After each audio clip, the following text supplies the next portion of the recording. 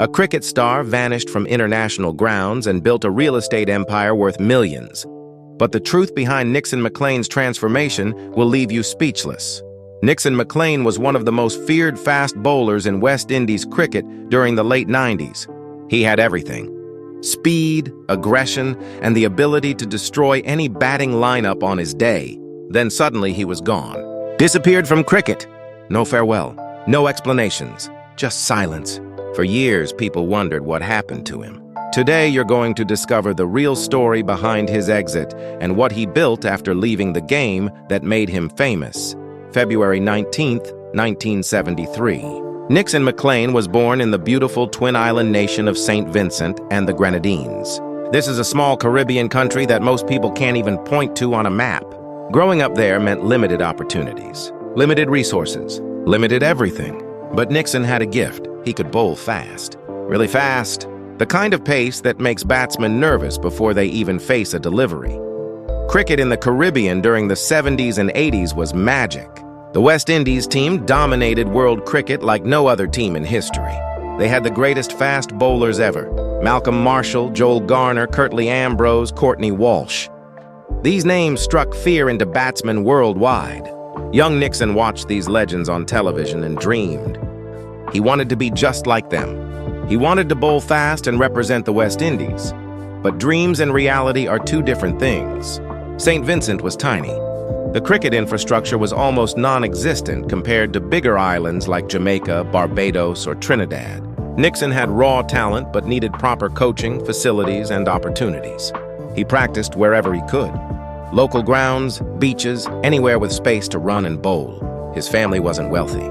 They couldn't afford expensive coaching or equipment. Everything Nixon achieved came from pure determination and natural ability. His pace was noticed by local coaches. Word spread that Saint Vincent had a genuine fast bowling talent. By his late teens, Nixon was playing for the Windward Islands in regional cricket. This was his first step toward the big dream. Regional cricket in the Caribbean is tough. Every island produces talented cricketers fighting for limited spots in the West Indies team. The competition is brutal. Only the absolute best make it through. Nixon's pace kept improving. He wasn't just fast. He was express pace, the kind of bowler who could break stumps, crack helmets, and intimidate the toughest batsmen. His aggressive style matched the classic West Indies fast bowling tradition. Selectors started noticing him. In 1997, at age 24, Nixon McLean made his international debut for the West Indies against Sri Lanka. His debut was impressive. He showed raw pace and aggression. The cricket world took notice. Here was another fast bowler from the Caribbean continuing the legendary tradition. Nixon played test matches and one-day internationals. He formed partnerships with other fast bowlers like Courtney Walsh and Curtly Ambrose. These were his heroes, and now he was bowling alongside them, living the dream he had imagined as a poor kid in Saint Vincent. But international cricket is unforgiving. Nixon had the speed, but consistency was his problem. Some matches he bowled brilliantly, taking crucial wickets and terrorizing batsmen. Other matches he struggled with line and length, spraying the ball everywhere. Injuries started creeping in. Fast bowling puts enormous stress on your body. Knees, ankles, back, shoulders. Everything takes punishment. Nixon was injury-prone, which meant he missed matches frequently. Between 1997 and 2003, Nixon played 19 test matches and 45 one-day internationals. These numbers might sound decent, but spread over 6 years, they show inconsistency. He was in and out of the team. Selected, dropped, injured, recovered, selected again. This cycle is mentally exhausting. Every cricketer faces pressure, but imagine constantly fighting just to keep your place, never feeling secure. Always one bad performance away from being dropped. The early 2000s were difficult years for West Indies cricket. The glory days were ending. The legends were retiring. The team was struggling.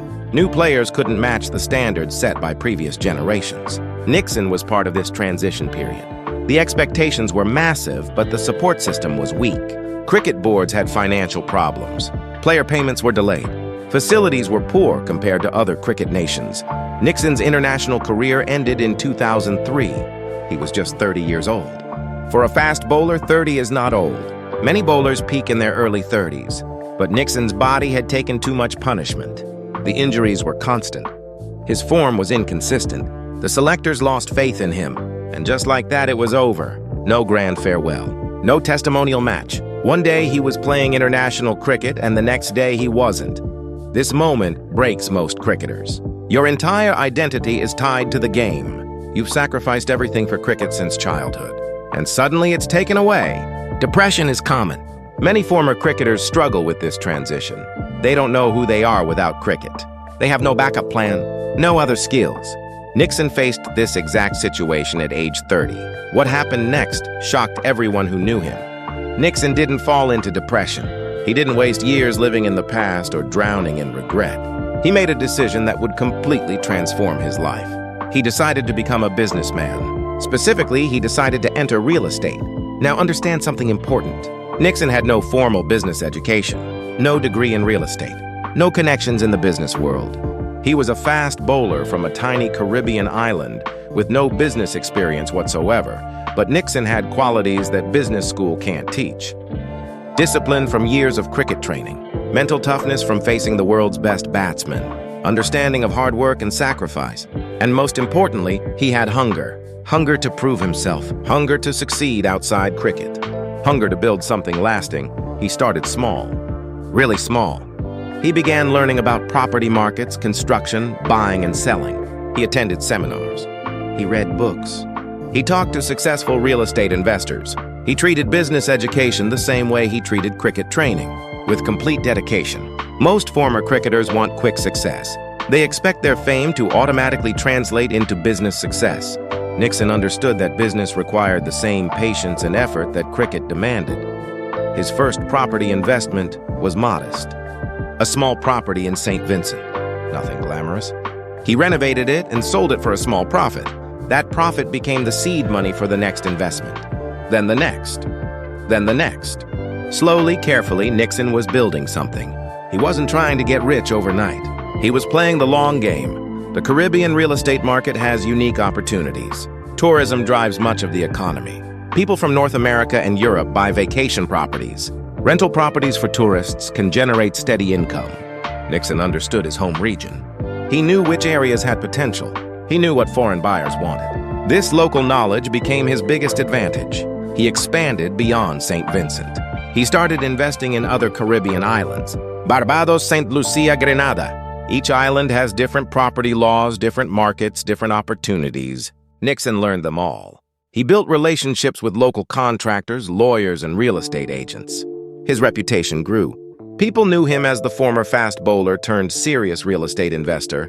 But here's what most people don't know. Nixon's success didn't come easily. There were failures. Properties that didn't sell. Investments that lost money. Contractors who did poor work. Deals that fell through. Every entrepreneur faces setbacks. The difference between success and failure is how you respond.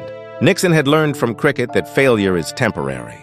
You get hit for boundaries, but you come back next over and take wickets. He also stayed physically fit. Many former athletes let themselves go after retirement. They gain weight. They stop training. They lose the discipline that made them successful. Nixon continued training, not to play cricket anymore, but because discipline was part of his identity.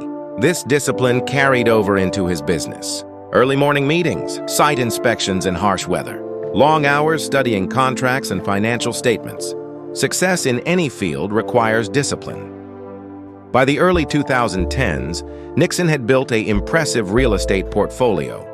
Properties across multiple Caribbean islands, rental income flowing in monthly, property values appreciating over time. He partnered with other investors on larger projects, hotels, commercial buildings, residential developments.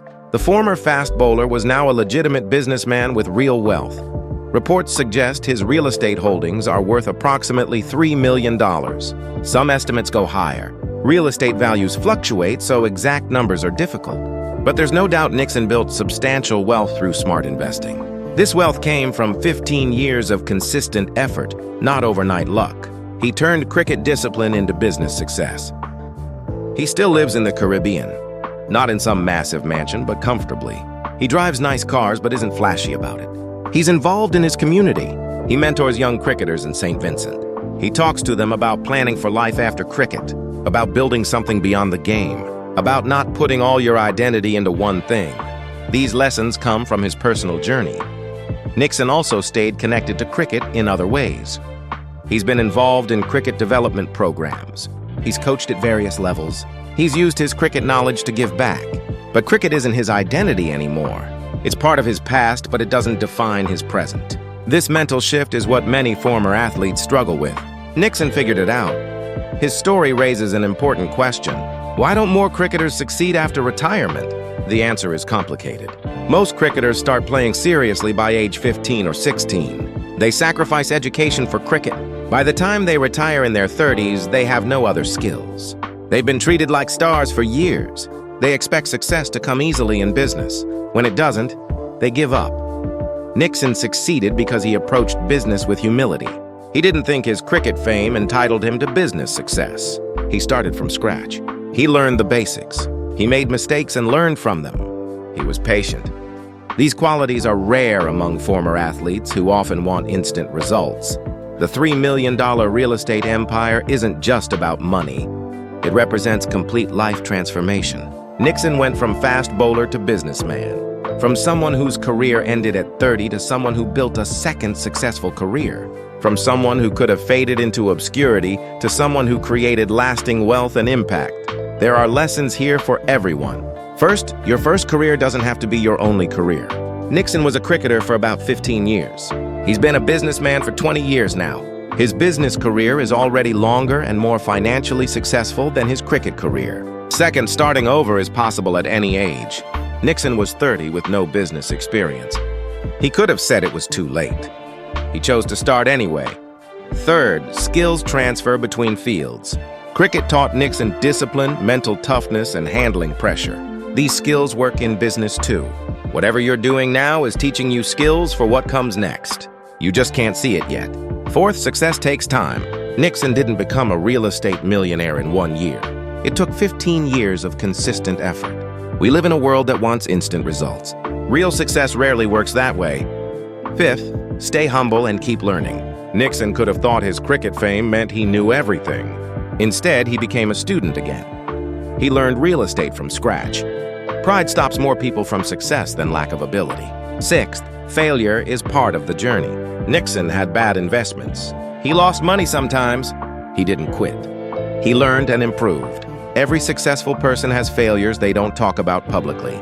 Nixon McLean today is in his early 50s. He's financially secure. He's respected in Caribbean business circles. He's a mentor to young people. He's proof that athletes can successfully transition to business. He's living a good life built on his own terms. This is luxury. Not just having money, but having freedom, purpose, and security. Compare his story to many other cricketers from his era. Some struggled with money after retirement. Some fell into depression. Some couldn't let go of their playing days. Nixon moved forward. He honored his cricket career, but didn't live in its shadow. He built something new, something lasting, something he controlled. The real estate empire isn't massive by global standards. $3 million sounds like a lot, but it's not billionaire wealth. However, in the Caribbean context, it's substantial. It provides excellent income. It grows over time. It can be passed to his children. Nixon built generational wealth from nothing. His kids won't face the same struggles he faced growing up in Saint Vincent. He occasionally gives interviews about his journey. He's humble about his achievements. He credits hard work, timing, and some luck. He doesn't pretend it was easy. He's honest about the challenges.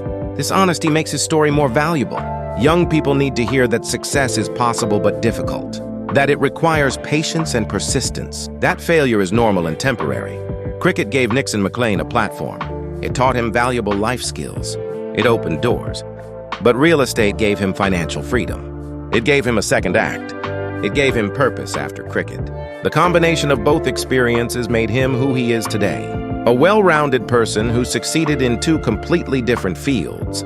What really happened to Nixon McLean? He stopped being just a cricketer and became a businessman. He took control of his life after cricket instead of letting cricket's end control him. He proved that athletic careers can be springboards to other successes, not dead ends. He showed that small island kids can build big dreams into reality. He demonstrated that reinvention is possible at any stage of life. Your story isn't over when your first career ends. Nixon McLean is proof of that. The fast bowler who terrorized batsmen became the investor who built an empire. The athlete whose career ended at 30 is the businessman thriving at 50. The kid from Saint Vincent who had nothing now has generational wealth. This isn't luck. This is vision, discipline, and relentless effort over 2 decades. Remember Nixon McLean not just as the fast bowler, but as the man who refused to let cricket's end become his life's end. His real estate empire proves that your next chapter can be bigger than your first. Your setbacks can become setups for something greater. Your career ending can be your life's new beginning. Nixon's story isn't just about real estate or cricket. It's about human potential and the power of reinvention. Share this story with someone who thinks it's too late to start over or build something new.